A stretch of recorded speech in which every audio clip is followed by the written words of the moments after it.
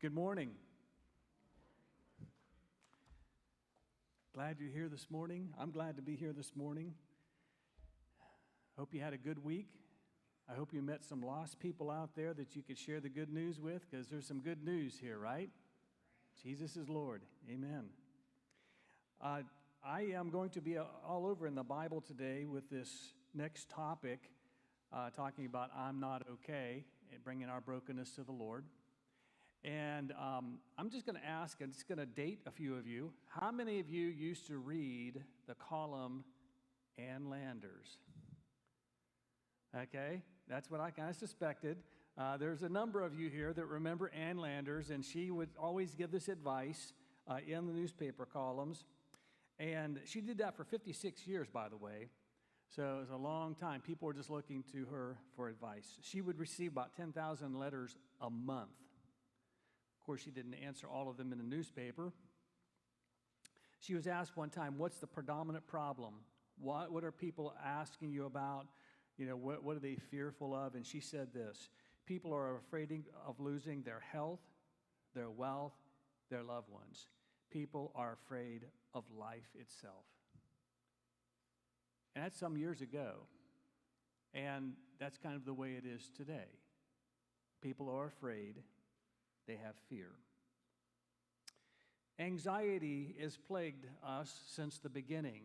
In Genesis chapter 3, verse 17, we find that Adam and Eve are cast out of the Garden of Eden because of their sin. And God said to Adam in Genesis 3:17, because you listened to your wife and ate from the tree about which I commanded you, you must not eat. Cursed is the ground because of you. Through the painful toil you will eat of it all the days of your life. It will produce thorns and thistles for you, and you will eat the plants of the field. By the sweat of your brow you will eat your food until you return to the ground, since from it you were taken. From the dust you are, and dust you will return.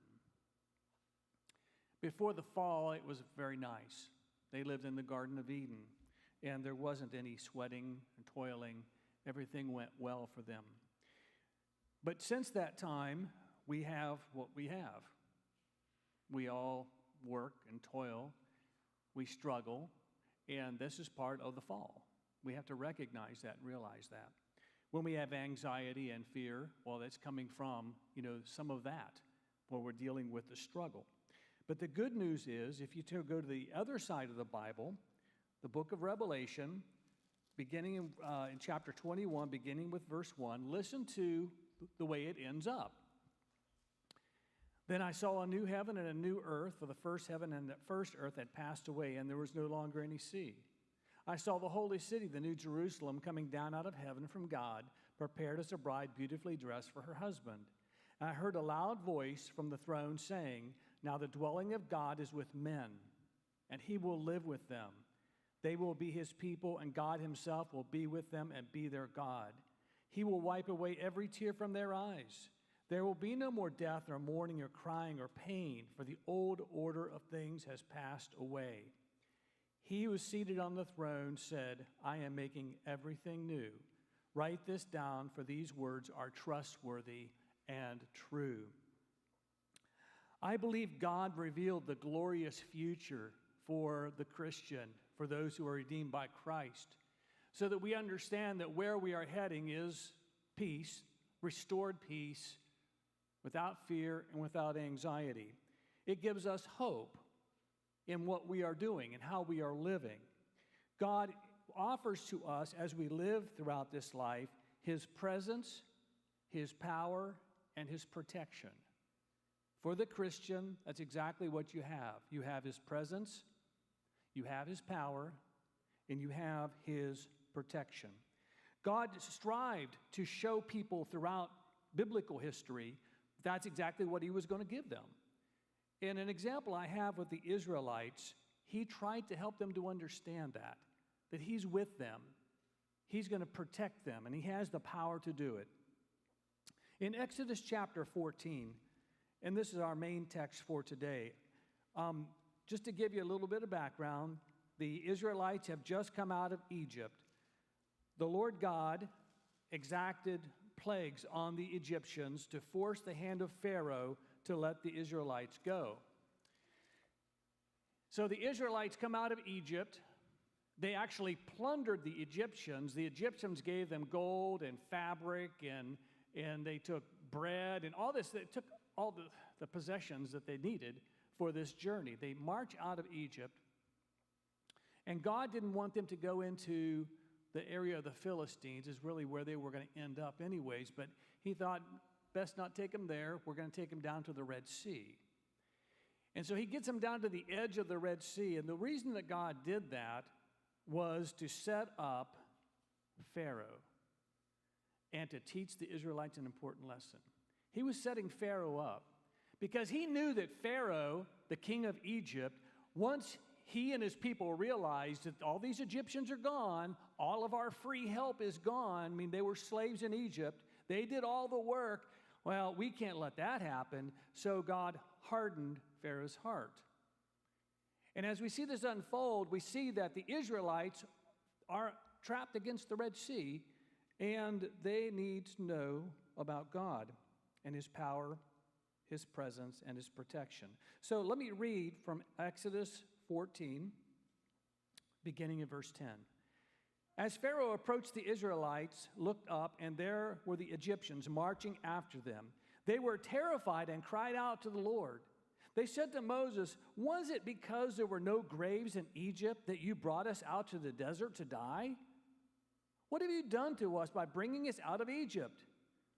Didn't we say to you in Egypt, 'Leave us alone, let us serve the Egyptians'? It would have been better for us to serve the Egyptians than to die in the desert." Moses answered the people, "Do not be afraid. Stand firm, and you will see the deliverance the Lord will bring to you today. The Egyptians you see today you will never see again. The Lord will fight for you. You need only to be still." I love that passage. All you need to do is be still. Verse 15, then the Lord said to Moses, "Why are you crying out to me? Tell the Israelites to move on. Raise your staff and stretch out your hand over the sea and divide the water so that the Israelites can go through the sea on dry ground. I will harden the hearts of the Egyptians so that they will go in after them. And I will gain glory through Pharaoh and all his army, through his chariots and his horsemen. The Egyptians will know that I am the Lord when I gain glory through Pharaoh and his chariots and horsemen." Then the angel of God, who had been traveling in front of Israel's army, withdrew and went behind them. The pillar of cloud also moved from in front and stood behind them, coming between the armies of Egypt and Israel.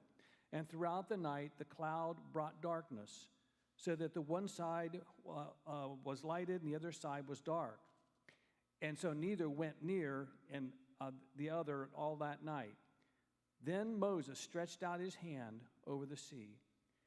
And all that night the Lord drove back the sea with a strong east wind, and it turned into dry ground. The waters were divided, and the Israelites went through the sea and the dry ground, with a wall of water on the right and on the left. The Israelites pursued them, and all Pharaoh's horses and chariots and horsemen followed them into the sea. During the last watch of the night, the Lord looked down from the pillar of fire and the cloud at the Egyptian army and threw it into confusion. He made the wheels of the chariots come off, so that they had difficulty driving. And the Egyptians said, "Let's get away from the Israelites. The Lord is fighting for them against Egypt." Then the Lord said to Moses, "Stretch out your hand over the sea, so that the waters may flow back over the Egyptians and their chariots and horsemen." Moses stretched out his hand over the sea, and at daybreak the sea went back into its place. The Egyptians were fleeing toward it, and the Lord swept them into the sea. The water flowed back and covered the chariots and the horsemen, and the entire army of Pharaoh that had followed the Israelites into the sea. Not one of them survived. Have you ever been trapped or felt like you were trapped? Like the Israelites. Whenever they saw the Egyptian army coming to them, they saw an insurmountable enemy. How can I overcome this problem? How can we overcome this army? They are much bigger than us. We are powerless. So we see that God revealed to the Israelites how powerful he really is. And that his presence, he wasn't going to just forsake them right there at the sea. He was with them. The Israelites had a very short memory. Before they left Egypt, God sent 10 plagues to punish the Egyptians. He wanted them to be freed. Moses kept telling him, free my people. Pharaoh said, no, I'm not going to do it. And a couple of times, Pharaoh said, okay, I will. And then he changed his mind. Some of those plagues differentiated between the Egyptians and the Jews, the Israelites. For instance, the plague of darkness. When the plague of darkness came on, do you know that the Israelites had plenty of sunlight where they lived in Goshen? But it was dark for the Egyptians. And so the Israelites saw this. They saw the power, and yet they forgot. Even after they came through this great miracle of the Red Sea, as they passed through, they still kept forgetting that God is present and God is powerful and he loves them. They kept forgetting, and this was the error of the Israelites that they repeated over and over throughout their history. So this is the point. Let us not forget. Let us not make that grave error in making that mistake of dismissing God in his presence, his power, and his protection. If God is able to rescue the Israelites like that, how much more can he take care of us who through faith have the Holy Spirit in us through Jesus Christ? How much more can he do for us? We have anxiety. We have fear. Certainly, anxiety and fear can come to people because of medical conditions, and sometimes that happens. But it is my conviction that most people don't have a medical condition. They are just anxious and fearful because there's uncertainty in their hearts. There's an uncertainty of who is really on the throne and who's really governing their life. They think maybe that they're doing it on their own. They by their own choices even, that they are governing their own life. I believe, it is my personal experience, that we sometimes forget God is with us. Remember what he is called? Emmanuel, God with us. His name is still Emmanuel, God with us. At times we forget God is with us, and so we wring our hands. We feel like we're like a ship out there at sea, no sail, no power, where it's being tossed back and forth, in the wind. And we don't have a rudder, we don't have an anchor. Sometimes we just don't think where's all this going? I believe there are times when we feel that way, and we need to come back to what is real and what is true. Feelings can be so powerful, they paralyze us. We don't want to do anything. They overcome us. We've all been there, I believe. I've been there. I don't know, maybe you're stronger than most people, but I think all of us have that fear at times. Sometimes we're paralyzed. During such times, God's word must be our anchor to the truth of what's really going on. He said to Joshua Joshua said these words, "The Lord himself goes before you and will be with you. He will never leave you, never forsake you. So do not be afraid, do not be discouraged." He is always with you. He will never leave you. So I ask you today just the simple question, what are you anxious about? Why are you wringing your hands? Is it the state of the world? I know sometimes I wring my hands when I read the feeds on the news feeds from Fox or wherever. I'm like, where is this world going, I do that. And then Brother Rick tells me, just turn that off, Len. That's good wisdom. Just turn it off. God is in control regardless of where the world is going. But maybe you're anxious about personal things that are happening in your life. God is not going to leave you. Is there anything too difficult for the Lord to handle? And that would be the question for us to ask.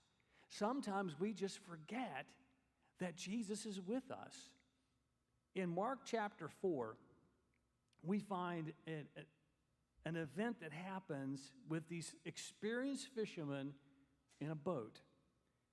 Jesus is with his disciples in a boat. They go to the other side of the Sea of Galilee. And just was typical of the Sea of Galilee because it's in a valley kind of between the mountains. You know, wind would come over and a storm would come up real quick. So there they are in the boat and a storm comes up. They think they're going to drown. And where is Jesus? He's in the stern of the boat sleeping on a pillow. And they're like, hey, don't you care if we drowned? He gets up, he stills the wind and the waves by saying, be quiet, be still. And then he turns to them and asks, why are you so afraid? Do you still have no faith? In other words, don't you know who's in the boat? Don't you know who's with you? And this is the question we have to ask ourselves when we start wringing our hands. And we have to be real to God. Lord, I am anxious about this. Please help me to overcome that. Help me to realize that you are in control. Now, over the years, I have learned that God is just orchestrating the events, helping me in my life in ways I couldn't possibly understand. And early on in my own Christian walk, this passage in 1 Peter was one of the first ones I kind of came to that I just sticks with me. Humble yourselves, therefore, under God's mighty hand, that he may lift you up in due time. Cast all your anxieties on him because he cares for you. Perhaps the reason that came to my mind is because I come from an anxious family. My mom and dad, worriers. You know, you go on a trip, they worry until they get to the destination, then they want, call me, make sure you're there. And that's the way mom and dad were. And I was raised in that. Now, my lovely wife was not raised that way. Her family, they are just like, you know, don't borrow trouble. You know, don't do that. You know, so I learned a lot from Nita about not worrying. But when I became a Christian, I learned the reason for that. Because God has this. And there's nothing that I'm going to face and deal with that God hasn't already anticipated. Because he's the first and the last. He's the eternal God.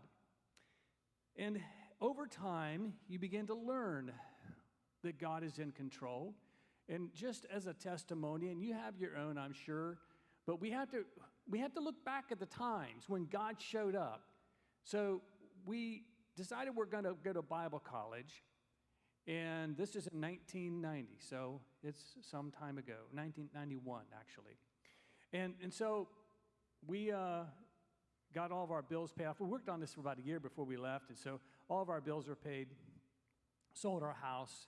And I remember Anita asking, hey, Lynn, how are we going to eat? I think it was kind of that simple. I said, I don't know. But I've never known anyone that went to Bible college that starved to death. So I figured, give it let's go. So at the end of the first month, yes, we were out of money. But God did provide a job for me, a job for Nita on campus. And so we didn't have a lot. When the TV broke, our kids learned how to read. Okay, we didn't replace the TV. That's how, we didn't have any money.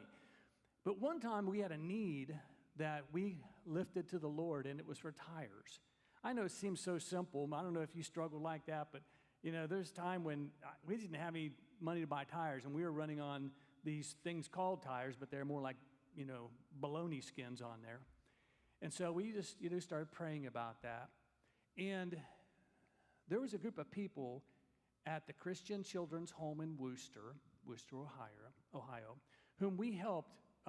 We went down there a couple times. We helped them cut wood and do things like that. Really nice place.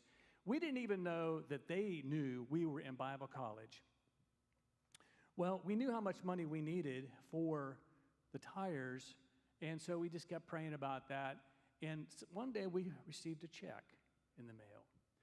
The house parents from the Christian Children's Home learned that we went to Bible college, and they sent us a check, and it was for the amount for those tires. I don't call that a coincidence. I say God has it. God's got it. And it was one of those times in my life where I'm like, why would I be anxious about anything?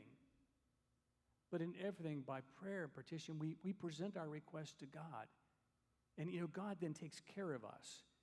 So it's important that we understand and we look back. If you're praying and God answers the prayer, remember it. If you're reading the Word and you see how God showed up, and it might be your favorite story, right? Your favorite account. Maybe it's Daniel in the lion's den, And maybe it's Gideon when he goes to battle with 300 soldiers against a huge army. Whatever it might be, whoever it might be, remember that these were written so that we will not be overcome with anxiety and fear. They're going to come, but then we have to temper that by remembering what God has done and what he continues to do. Now, I was talking to Jared a couple of weeks ago, and he's about ready to graduate, and he's looking for a job. And something he said about the future impressed me. And so it was his testimony, and I've asked him to come up and spend a few moments sharing with you why anxiety and fears are not going to overcome him.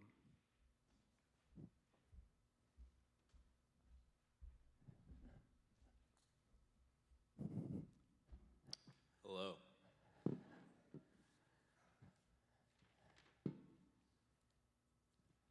So, as Len said, my name is Jared. My parents are Scott and Sue. Scott is the really tall one. Sue's the one that cooks. And then I also have a little brother that is very massive. He's the one that looks like he's going to eat you. But he's a picky eater, so don't worry about it. I also have a cold, if you can't tell. But I was talking to Len a couple weeks ago, and he asked me to speak and share some words of encouragement with the congregation today. So I'll give you a little bit of a background on me. I grew up in Columbiana, Ohio. I went to Columbiana High School. Sports was a big part of my life growing up. I was very competitive. I wanted to be the best at everything I did, and I did a lot of things. I played soccer, basketball, football. I ran track. I was in the marching band. I was very competitive, and I still am. But right around sophomore year when I got my license, I really wanted a Jeep, but I was very poor, and I could not afford one. But my grandpa had an old stainless steel Jeep CJ that he built, and I decided I was going to restore it and drive it around. I thought it was going to be a month project. It turned into a 2-year project. But by the time senior year came around, I was driving the Jeep around, but I really fell in love with building things, the mechanical side of things, problem solving. I always grew up building Legos. So as college came around, it was very clear that I needed to go for mechanical engineering. I've had a pretty successful college career up to this point.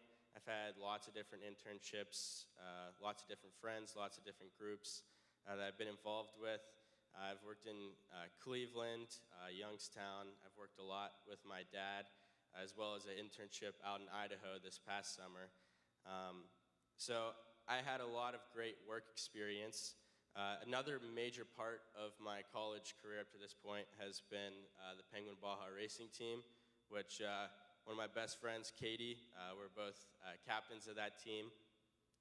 But what that is we design, build, and compete with an off-road race car against all these other universities from across the world.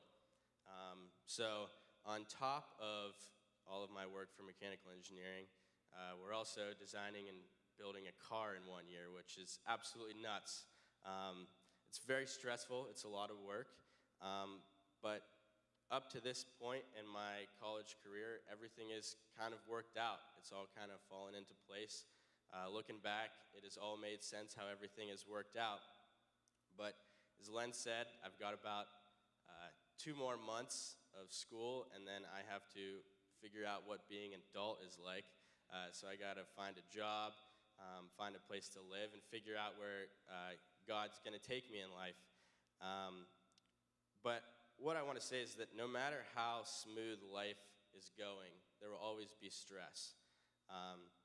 You will always have a couple days of the week where it feels like your life's going to fall apart.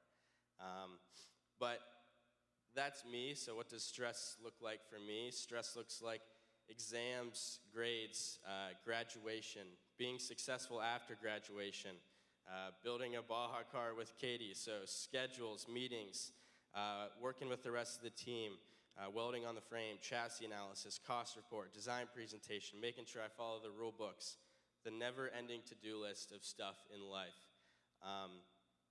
But that is for me. I'm only 22.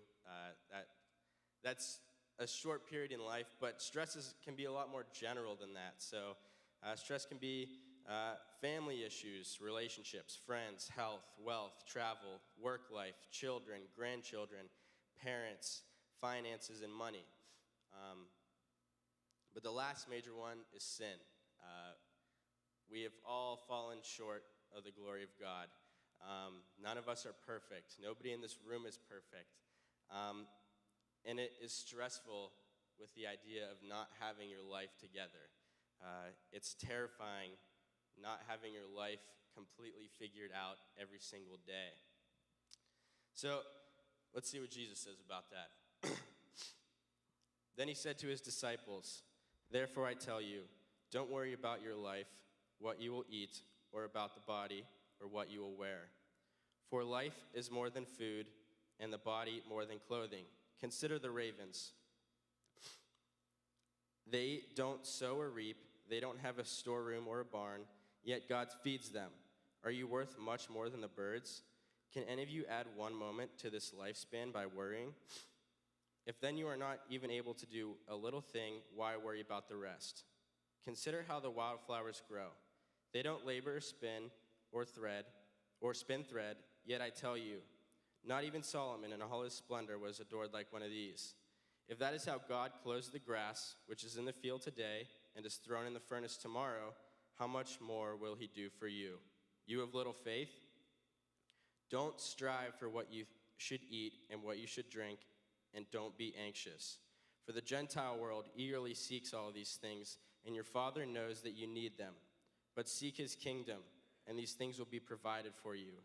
Don't be afraid, little flock, because your Father delights to give you the kingdom." That was from Luke 12, 22 through 32. So some major takeaways I pull from this are that God will always provide. Like Len just talked about, he always has a pretty perfect way of making sure that you have everything you need in life. The other thing I take away from this is that God's will always be done. If God wants a field of flowers out there, there's going to be a field of flowers out there. And you must be faithful to God throughout everything. Life is easier when you follow God's will. When God opens doors, you have to walk through them. When God closes doors, you got to find the next door. If God opens a door, it's much easier to walk through it than try and ignore it, because God's will always be done, and you must follow his will accordingly. But the important thing to remember is that you will always have God in your heart and in your mind walking alongside you every single day as long as you accept him. So I will end with this from Joshua 1:9. Have I not commanded you, be strong and courageous. Do not be afraid or discouraged, for the Lord your God is with you wherever you go. Thanks.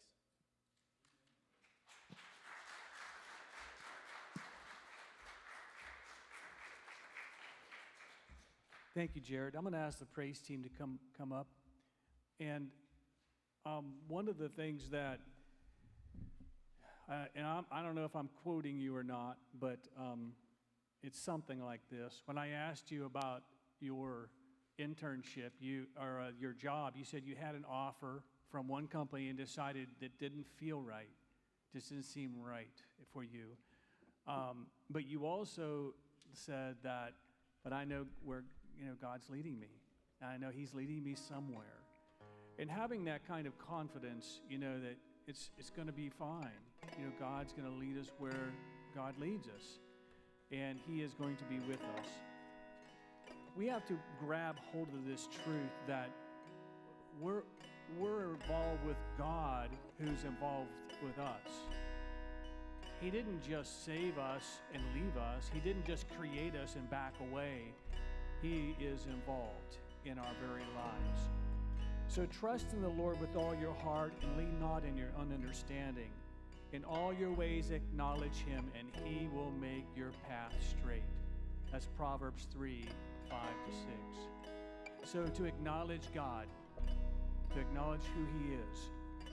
Don't lean on your own understanding. Because we have such finite understanding of where life is going. We don't even understand ourselves sometimes. So when your anxieties and fears come up, lay them before the Lord. He loves you more than anybody loves you. He cares for you. He's not going to leave you or forsake you. He's got it. He's got this. And so I end with this psalm. The Lord is my shepherd, I shall not be in want. He makes me lie down in green pastures. He leads me beside quiet waters. He restores my soul. He guides me in the paths of righteousness for His name's sake.